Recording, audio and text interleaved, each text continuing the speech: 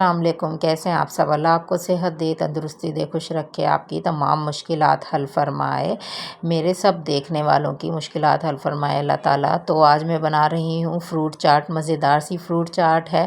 اس میں کیا نیا کرنے والی ہوں تو اسکپ مت کیجیے گا، ویڈیو کو پوری دیکھیے گا، مزہ آئے گا یہ بنا کر آپ کو کھا کر۔ اگر آپ اس طریقے سے بنائیں گے تو چلیں سٹارٹ کرتے ہیں۔ بسم اللہ الرحمن الرحیم۔ جو میں نے اس کے لیے پھل لیے ہیں ان میں نے سیب لیا ہے، انگور لیا ہے، مالٹے لیے ہیں اور کیلے لیے ہیں۔ مالٹے جو ہیں ابھی سیزن میں نہیں ہیں، تھوڑے سے کچے ہیں، کہیں اس طرح کے آ رہے ہیں، کہیں زیادہ پکے ہوئے، تو میں نے وہ لیے تھے۔ اور انار کو میں نے پہلے سے ہی چھیل کر رکھ لیا تھا، تو چلیں سارے میں نے چھیل لیے ہیں، سارے اپنے فروٹوں کو کاٹ کر کٹنگ کر کے رکھ لیا ہے اس طرح سے۔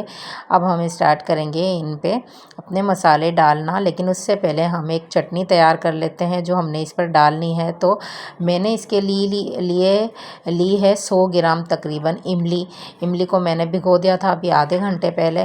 تو اب میں نے اس کو چولہے پر رکھوں گی اور اس میں مسالے ڈالوں گی۔ تو میں نے اس میں پہلے سے ہی ڈالا ہے 4 چٹکی نمک اور 4 چٹکی ہی اس میں کٹی ہوئی لال مرچ اور 4 چمچ میں اس میں چینی کے ایڈ کروں گی اور اس کو پکانے کے لیے رکھوں گی۔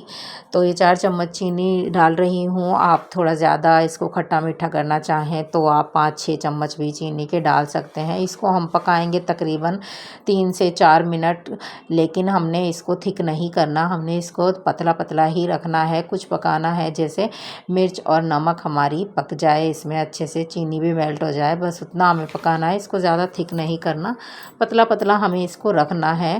تو یہ دیکھیں بس اتنی ہمیں اس کی کنسسٹنسی چاہیے۔ تو اب ہم فلیم آف کر کے اس کو ٹھنڈا ہونے کے لیے رکھ دیں گے اور اپنے چلتے ہیں ہم فروٹ کی طرف۔ اس میں ڈالوں گی 4 چمچ بھر کے کیچپ کے، یہ پلین کیچپ ہے، اس میں اسپائسیز مکس نہیں ہے، بالکل پلین کیچپ ہے یہ۔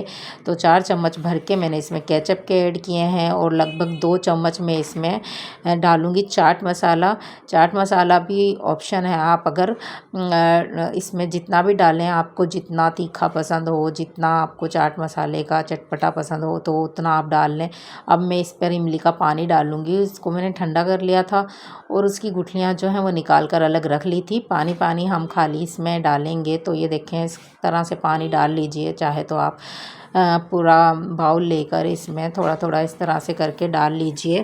تو میں نے اس طرح سے میں اس میں سارا جو ہے املی کا پانی ایڈ کر دوں گی، وہ سارا جو میں نے بنا کر رکھا تھا۔